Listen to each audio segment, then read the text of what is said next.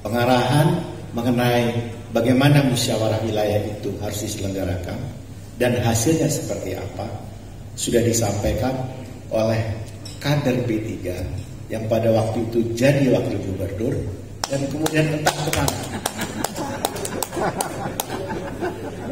Jadi pengarahan itu sudah selesai. Terima kasih Pak Idris Rahim, kader P3 yang pernah dimiliki. Dan menurut Pak Profesor Ketua DPW, insya Allah beliau akan kembali ke Ka'bah. Ya. Bang Jago, Abang Jago, sorry Bang Jago, ampun Bang Jago. Assalamualaikum warahmatullahi wabarakatuh. Yang saya banggakan, seluruh kader Partai Persatuan Pembangunan di seluruh Gorontalo dan wabil khusus yang hadir pada hari ini, yang saya banggakan para peserta musyawarah wilayah Partai Persatuan Pembangunan yang kelima. Dan tadi menurut Pak Wagub sudah selesai sebenarnya. Menurut koran kata Pak Gus. Yang saya hormati para pengurus partai di Provinsi Gorontalo yang hadir pada hari ini. Yang saya banggakan para bupati dan Pak Wali Kota yang hadir, dan tentunya yang saya banggakan Wakil Gubernur yang mudah-mudahan kembali ke P3 lagi. Masih fresh. Jadi kalau tadi dibilang Pak Indra, tapi saya kira beliau dulu mestinya.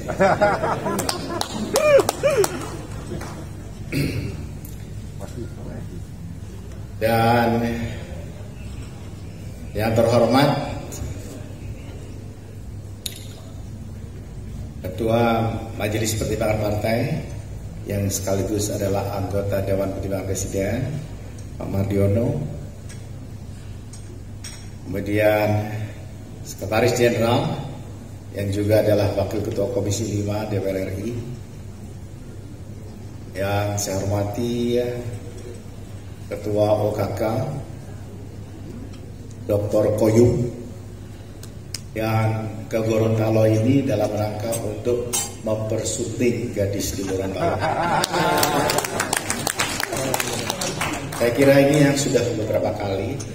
Dan kalau kali ini gagal, berarti orang Gorontalo itu sayang sekali.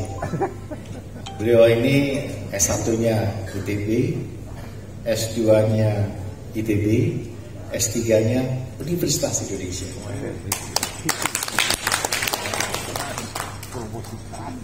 Dan semua yang hadir pada kesempatan ini, alhamdulillah, salatu wassalamu ala rasulillah Sayyidina Maulana wa habibina wa syafi'ina Muhammad wa ala alihi wa sahbihi wa mawala la hawla wa la quwata illa billah.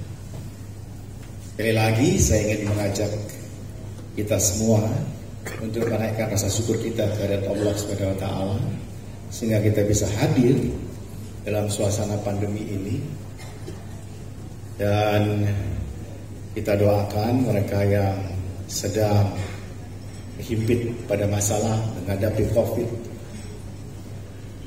mudah-mudahan segera pulih. Salam dan selamat kita sampaikan kepada junjungan kita Nabi Allah Muhammad Rasulullah, kepada keluarganya, sahabatnya, dan pengikutnya hingga di akhir zaman, termasuk kita yang hadir pada sore hari ini. Pengarahan mengenai bagaimana musyawarah wilayah itu harus diselenggarakan dan hasilnya seperti apa sudah disampaikan oleh kader B3 yang pada waktu itu jadi wakil gubernur dan kemudian entah kemana. Jadi pengarahan itu sudah selesai.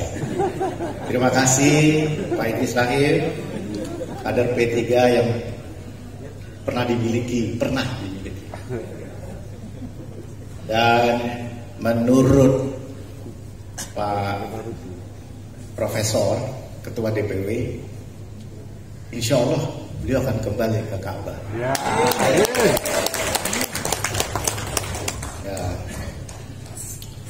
Sebenarnya semua saya punya adik-adik di sini itu sudah ada yang mulai ketawa, itu ketua Nasdem Gorontalo. Beliau dulu itu secara tidak langsung adalah saya punya tim sukses untuk mengantarkan P3 satu kursi di Sulawesi Utara, dan itu pecah telur. Ya paham ya, luar biasa. Dia waktu itu pegang Manado Pos dan luar biasa mengikutinya. Jadi terima kasih Pak Bupati sekarang yang sudah menjadi ketua partai, luar biasa. Dan kalau Pak Martin ini memang dari dulu beliau orangnya istiqomah, koma di situ terus.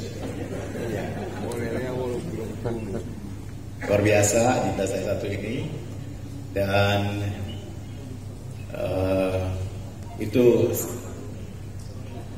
pekerja partai yang luar biasa. Mudah-mudahan akan memimpin Golkar di Gorontalo.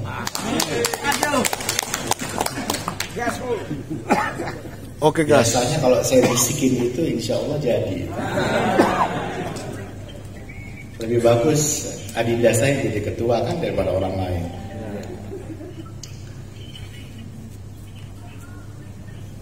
Saya ingin berbagi saja, karena hari-hari ini sebenarnya hari-hari yang lumayan padat bagi saya. Sehingga kemarin membuka di Mamuju sudah sore, lalu terbang ke Makassar, tadi siang membuka di Makassar, agak kepanjangan sedikit, lalu terbang ke sini. Kemudian saya malam ini mesti Manado, ke pagi-pagi ke Palu, membuka yang di Palu. Begitu Pak Sekjen. Jadi program saya itu tergantung Pak Sekjen ini. Dan ada acara di Al-Khairat dan kemudian kembali ke Jakarta. Tadi Pak Wagub menceritakan mengenai ekonomi di Gorontalo. Saya sebagai putra Gorontalo, terus terang kadang-kadang merasa gimana ya, kalau melihat data-data, kalau ditaruh semua data-data di seluruh provinsi di Indonesia, termasuk kabupaten kota itu, kami agak sedikit miris, orang Jawa bilang. Nah, seringkali saya sampaikan juga dengan Pak Gubernur, pembangunan itu tidak selamanya fisik. Pembangunan itu tidak selamanya jembatan. Pembangunan itu tidak selamanya jalan raya. pembangunan itu tidak selamanya proyek, atau pembangunan itu bukan untuk diproyekkan. Lalu kalau itu yang terjadi, maka tiba-tiba saja fiskal daerah itu merasa tidak mampu untuk mengatasi hal itu.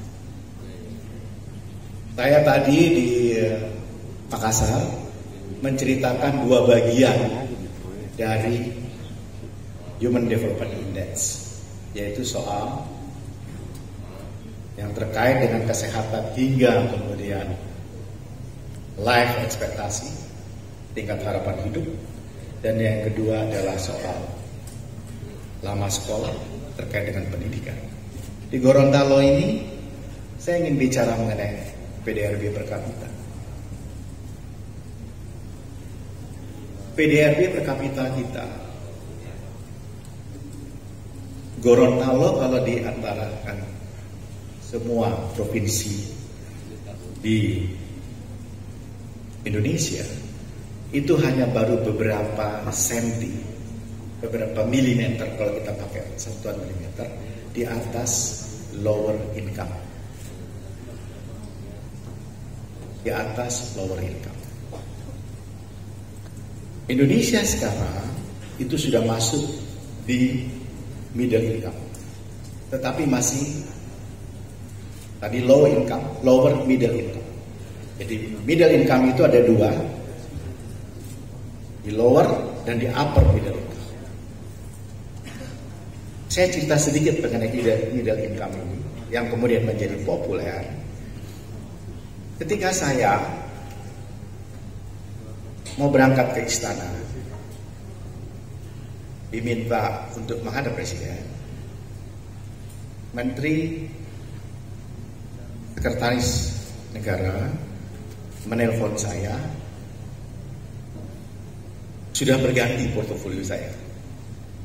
Yang tadinya itu industri keperdagangan, akhirnya ke Ristek dan BRIN. Jadi di kepala saya, waktu mau pergi ke istana, saya akan jadi Menristek dan kepala BRIN. Dan beliau mengatakan, pokoknya itu lembaga baru dan seterusnya. Di rumah sebelum berangkat saya sampaikan pada istri saya yang sedang sholat.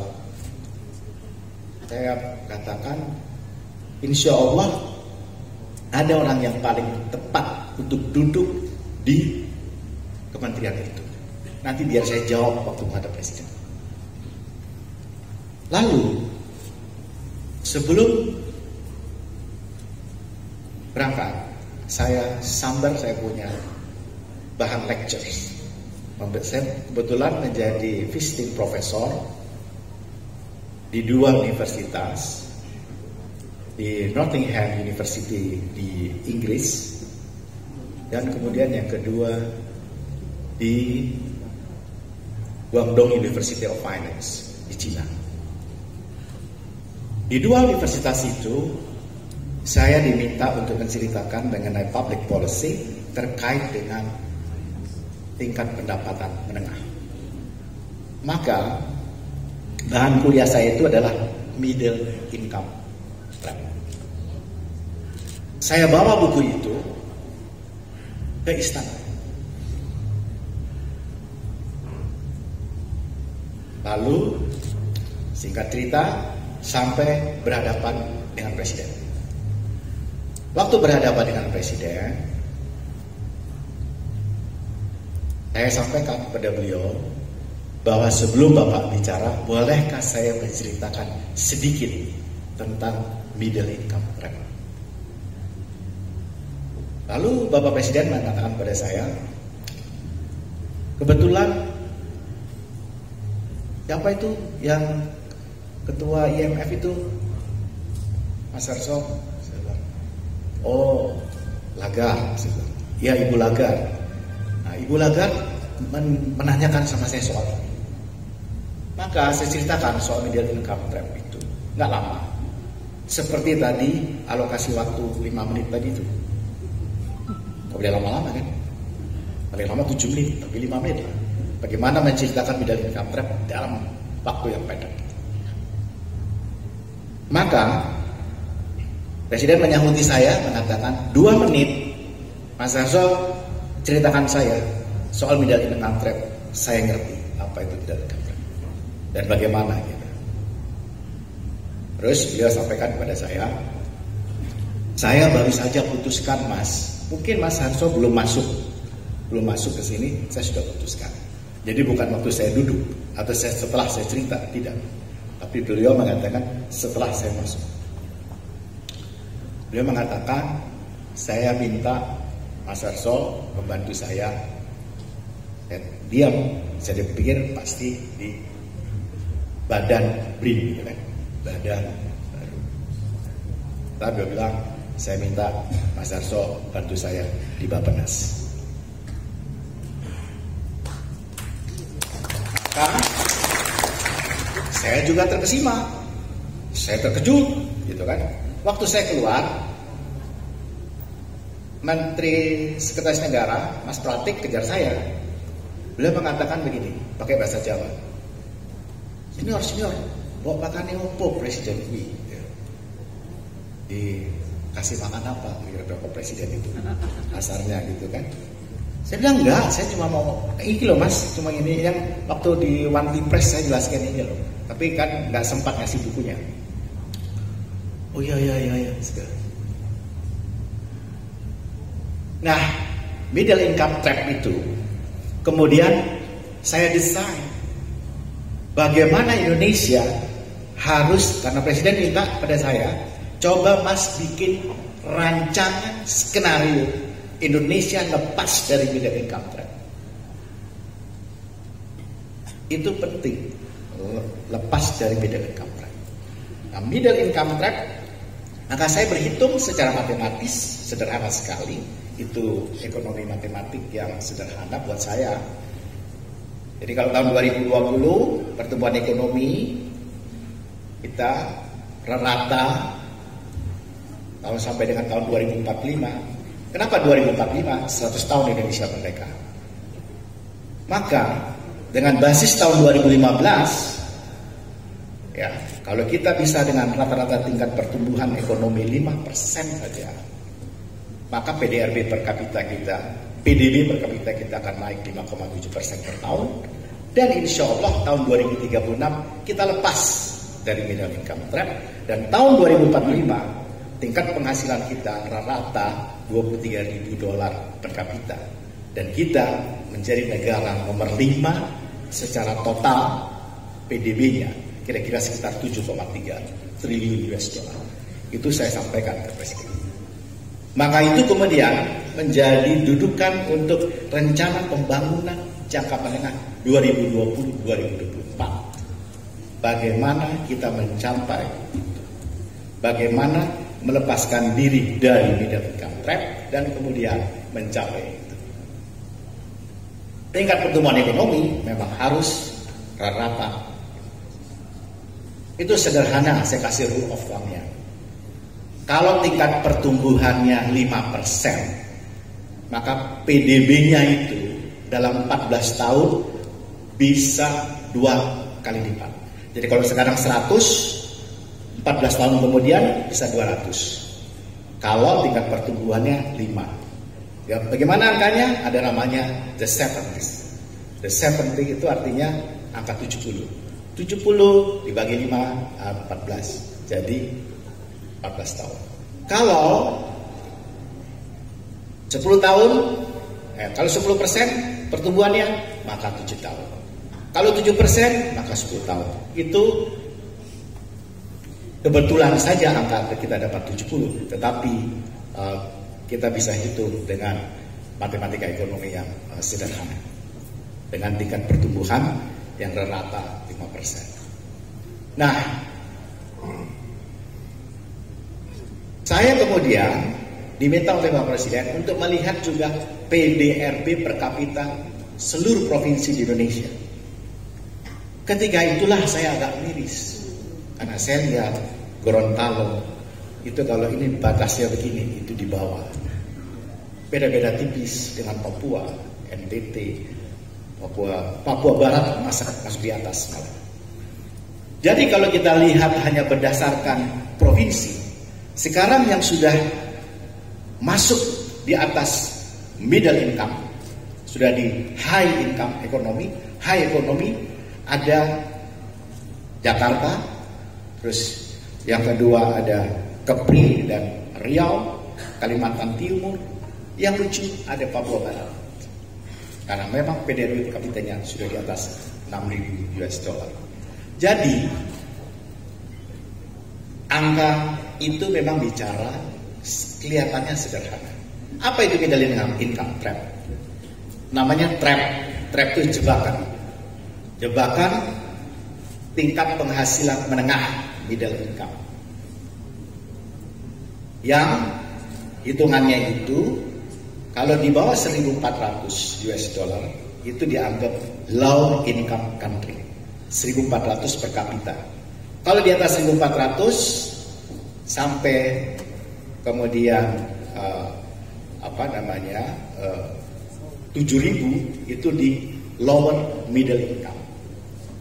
Nah, lower middle sampai 4.000 maaf. Kemudian dari 4.000 sampai dengan 12.000 upper middle income. Jadi middle income itu dibagi dua.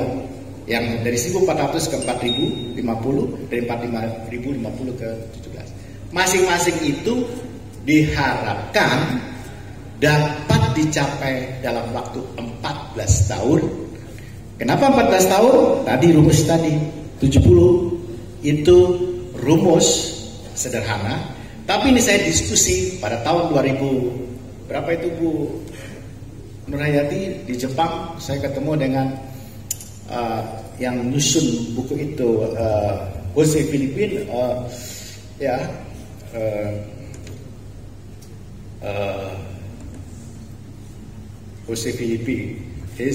Jose Filipi ini di di ADB ya. Di ADB itu ada institut namanya Institut ADB. Nah, saya ketemu sama beliau dan juga dengan diskusi yang intens, termasuk untuk cara-cara pembiayaan pembangunan di Indonesia. Waktu itu saya nasihat seperti Pak Mardiono. Nah, bagaimana caranya? Kan begitu. Itu kan pertanyaannya. PDRB per kapita atau PDB per kapita itu hanya puncak dari gunung es. Di bawahnya itu bicaranya panjang sekali. Luar biasa besarnya. Nah, infrastruktur itu it is only one of, bukan sesuatu. Gitu. Ya, saya diminta oleh Presiden untuk melihat mengevaluasi semua proyek-proyek proyek-proyek prioritas di major project di seluruh Indonesia yang kira-kira bisa dicapai 2024 atau tidak, bakal mangkrak atau tidak di seluruh Indonesia, termasuk yang diperjanjikan oleh Presiden di masa-masa kampanye. Jadi saya keliling lihat itu. Jadi orientasi para pejabat publik kita, ya, saya sekarang berani mengatakan begitu karena saya punya datanya, saya pegang datanya. Dan Pak Idris Rahim ini untuk pertama kali pada mulai untuk APBN 2022, saya tidak akan membuat mudah begitu saja pengalokasian. Saya memang belajar dulu 2020, 2021 meskipun saya pernah pimpinan Banggar, tapi kan saya dari sudut pandang legislatif. Sekarang saya dilihat dari sudut pandang eksekutif. Bagaimana caranya? Lah kok enak mengalokasikan anggaran. Tadi istri saya mengatakan, kabupaten miskin daknya kecil, kabupaten kaya daknya besar. Proposal base, tetapi nggak bisa begitu juga melihatnya. Siapa yang paling dekat dan nggak bisa seperti itu. Ya, jadi saya nanti dalam pertemuan yang disebut rapat trilateral itu antara saya, Menteri Keuangan dan Menteri, biasanya itu hanya eselon 1 bahkan eselon 2. Tapi saya bilang sama Bu Menteri Keuangan, saya akan hadir, saya akan pimpin sendiri. Ya, jadi ternyata kualitas belanja, ya, spending quality kita itu borok sekali, jelek sekali. Jelek sekali. Ini yang pertama mesti kita perbaiki. Kita lebih banyak daftar keinginan daripada daftar kebutuhan. Ya itu tidak bisa klop. Ya, misalnya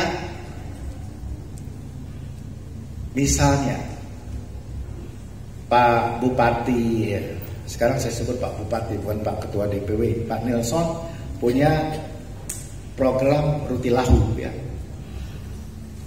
Program Rutilahu bagus.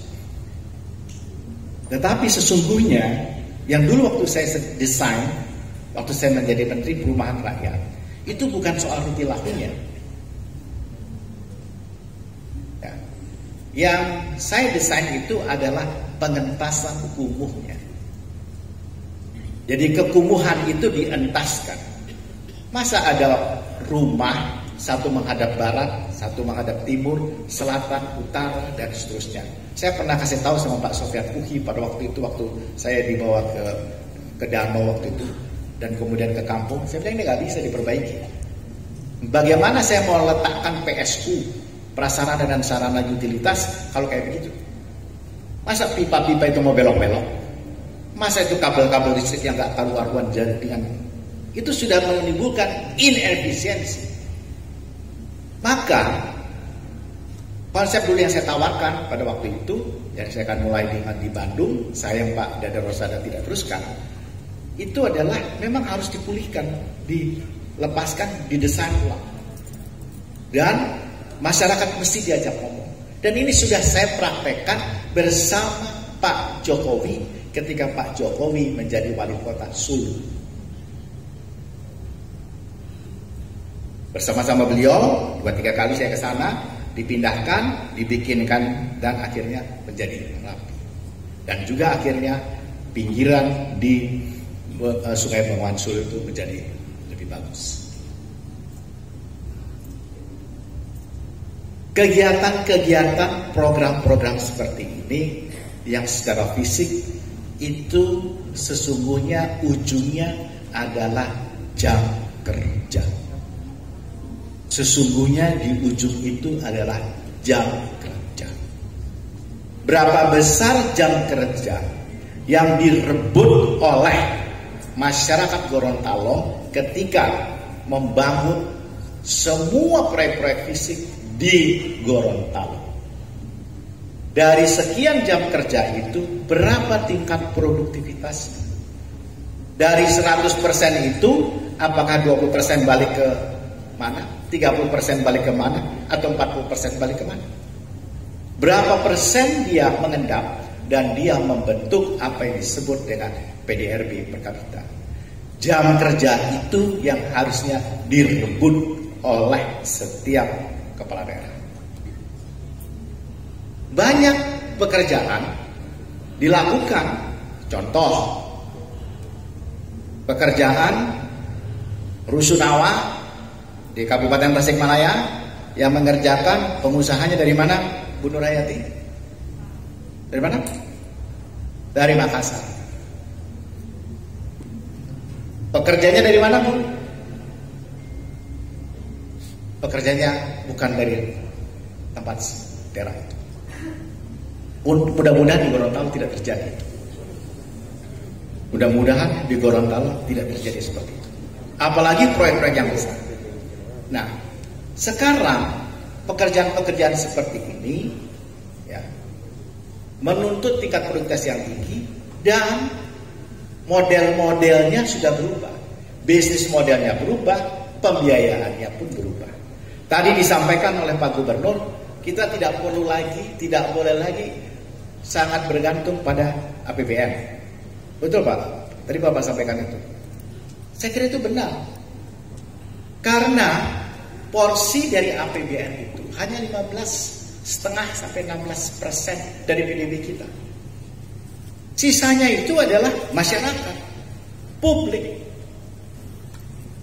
Ya. Jadi kalau di sebuah daerah itu PDRB-nya sangat kental dan dipengaruhi oleh APBD, itu menandakan tingkat produktivitas masyarakatnya itu rendah. Dan kerendahan ini mengakibatkan terbentuknya elitis. Elit masyarakat dan dicerminkan dengan tingkat kemiskinan yang tinggi. Kalau tingkat kemiskinan yang tinggi 15%, 16%, lalu kita cobakan relasikan kepada di mana wilayah produktivitas yang paling melebar, misalnya daerah pertanian, pasti di situ sumber kemiskinan itu. Dan di situ juga sumber piramida yang sama sekali tidak adil. Selebihnya boleh datang ke kantor saya akan ceritakan. Saya punya deputi yang lain bisa membantu. Yang penting ada beberapa hal yang saya minta, karena ini banyak Pak Bupati dan Wali Kota. Saya sudah tidak mau lagi DAP itu diecer-ecer. Gak mau saya. DAP itu harus dalam bentuk volume yang dirasakan oleh daerah. Masa ada cuma 300 juta jadi apa di daerah? Untuk satu sektor, nggak bisa. Dan karena itu tidak perlu juga proposal base-nya itu terlalu lebar. Jangan juga terlalu banyak daftar keinginannya. Ini sekian, ini sekian. Impossible. Lebih bagus yang outstanding, yang enabler, punya dampak luar biasa terhadap PDRB per kapita, itu tolong diusulkan. Saya akan lihat.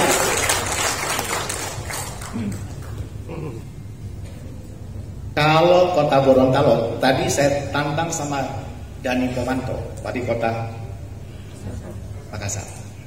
Sekarang supaya adil, saya juga mau nantang Wali Kota Gorontalo. Saya tidak tahu di sini ada kumuh atau tidak. Karena kalau saya tawarkan kepada beliau, karena sama-sama partai kan dipikir gak bagus. Lebih baik saya tantang bapak saya. Ya kan? Karena di tempatnya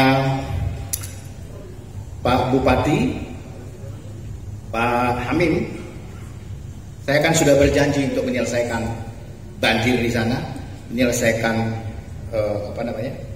sungai itu, dan sampai sekarang saya sudah alokasikan, sudah kami buat, dan saya kira mudah-mudahan itu terus terlaksana. Jadi waktu itu saya datang, saya buat, saya undang, saya rapatkan, saya panggil Menteri PU-nya, lalu dilaksanakan. Betul kan Pak? Jadi janji saya sudah bayar. Untuk Pak Wali Kota, Pak Wali Kota, seperti juga yang di sana, saya nggak tahu di mana titik-titik yang boleh Bapak usulkan untuk kita selesaikan menjadi contoh pengentasan kumuh. Karena itu penyakit di kota. Dia makin rapat, makin gak karu-karuan. Kekumuhan ini bisa jadi di irisan antara Bonebolamo dan kota, bisa saja di dalam kota, bisa gak karu-karuan. Supaya dia tertata rapi. Kota Gorontalo ini dulu dirancang dengan baik oleh Belanda. Ada Tanggi Gigi, ada Tanggi Dalam. Semuanya itu ada fungsinya. Hari ini itu kita semrawut. Saya tahun 77 pernah menyusun detail plan kota ini menjadi waterfront city. Kalau nggak salah Pak Hamim mestinya ingat, masih zamannya Pak almarhum Pak Abbas Nusi, Hasan Abbas Nusi, masih Kak Acan jadi wali kota. Bersama saudara Pungki, kami susunkan mengenai master plan kota itu. Nggak tahu detail plannya diteruskan apa tidak, karena memerlukan keputusan dari DPRD pada waktu itu. Itu kira-kira berapa puluh tahun yang lalu. Perkembangannya pasti berbeda, dan setiap kota-kota di Indonesia berkembangnya itu amorf, tidak berbentuk, ditentukan oleh para developer. Itu yang berbahaya. RUTR-nya tidak terjaga dengan baik. Jadi saya challenge, kalau Bapak mau kayak itu, PSU-nya saya kasih, semuanya saya kasih seperti itu.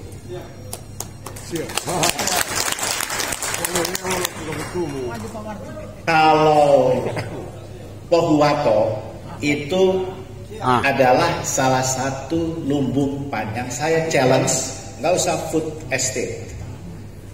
Maukah bagaimana di sana bisa digerakkan mengenai pangan organik, beras organik, bukan premium Pak, organik ya. Ya, ingat, beras organik.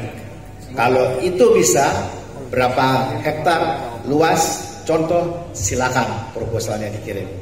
Saya juga sudah harus membuka yang sudah dibuka tadi. Pengarahan partai sudah diambil oleh kader P3 yang dulu, bareng-bareng tadi. Ya kan? Sudah jelas tadi pengarahannya. Terima kasih Pak Idris Syahid. Jadi selamat datang kembali. Kemudian sayang sekali saya punya kopiah sudah habis. Kalau ada saya kasihkan kembali ke Bapak. Karena kan tinggal beberapa lama dan kami tunggu Bapak untuk itu. Masih ada ruangan kan untuk Pak? Ada. Saya kira itu yang ingin saya sampaikan. Dan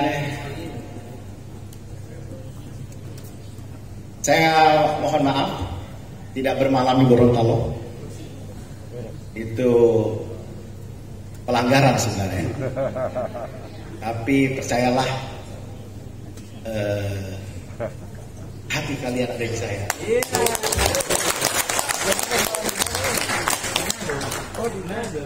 Wallahu musta'an. Wallahu mu'afiq ila qawmit thoriq. Billahi fisabilillah. Wabillahi taufiq wal hidayah. Assalamualaikum warahmatullahi wabarakatuh.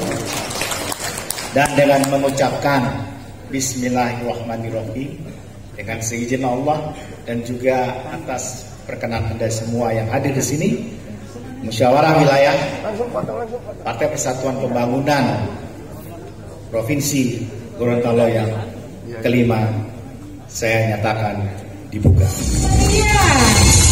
Pembukaan Musyawarah Wilayah 5 Partai Persatuan Pembangunan Provinsi Gorontalo kembali ke kasa. Sekali lagi kita berikan aplaus yang paling meriah dan akan dilanjutkan dengan foto bersama.